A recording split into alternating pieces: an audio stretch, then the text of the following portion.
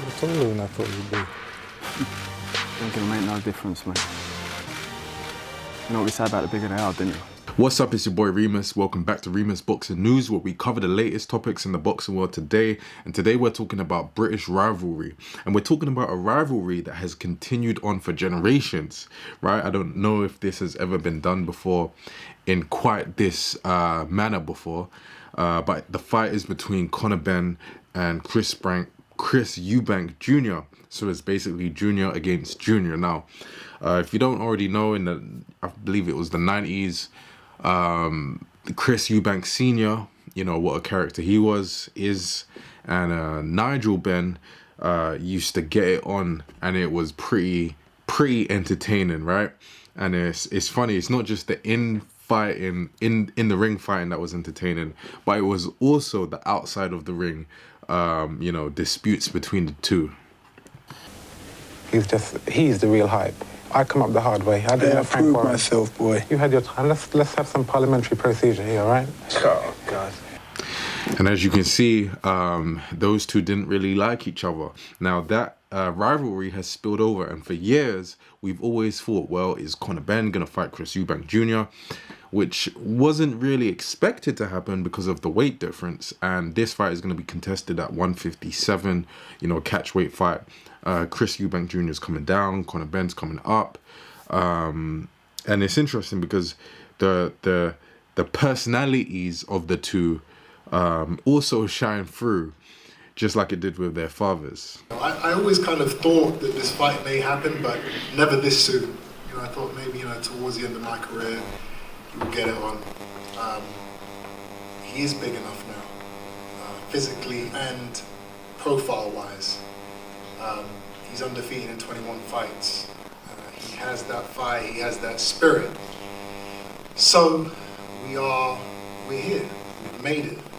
And as I said, what was very entertaining between Nigel Benn and Chris Eubank Sr. was the out of the ring clashes that they used to have. And in the press conference for this fight, there was definitely that sort of tension, entertaining personality clashes going on.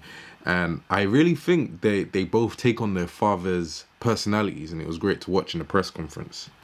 I don't see the pedigree and the grade that people are giving you. I don't see it. Okay, but maybe I'm wrong. But then no one sees it in you. The self-belief is one hell of a thing, isn't it? Maybe they don't. Borderline delusional. Yeah. I've been called delusional my whole And career. so have I, mate. So we're both just two delusional guys. You've got balls, kid. You've got some big old balls. And you'll find out, mate. Don't you worry about that. You'll find out. Forget the weight. Forget everything else. Me jumping up 2 weights. If I think I can beat you, I'll beat you. That's why I've taken this fight. Don't hear me going, you know, I'm only going to be 40% because you're two weights heavier. Oh, you know, I'm not going to prepare for this. But Chris Eubank Jr. said he can't envision or just see how Conor Benn even stands a chance. And he even went as far as to say he'll be 60% on the night and it will be good enough. So he's pretty confident ahead of this fight. In this fight with Conor, I'm under his skin, right where I want to be. I saw it here today in the press conference. He got upset. So, you know, round 1 goes to Eubank Jr. But Conor Benn just feels like he just wants to get it on. He doesn't really care about none of that stuff. He's quite militant in that way. So it's looking like a good one, right? He's fired up. No, he's taking me lightly. I think he thinks I'm going to be easy work, and that's fine. Let him think that. Think what he wants. So anyway, that was a quick coverage of that fight. I want, or the lead up to that fight. I want to know what you think. I personally could actually see Conor Benn winning, you know. It's a hard one because of the weight.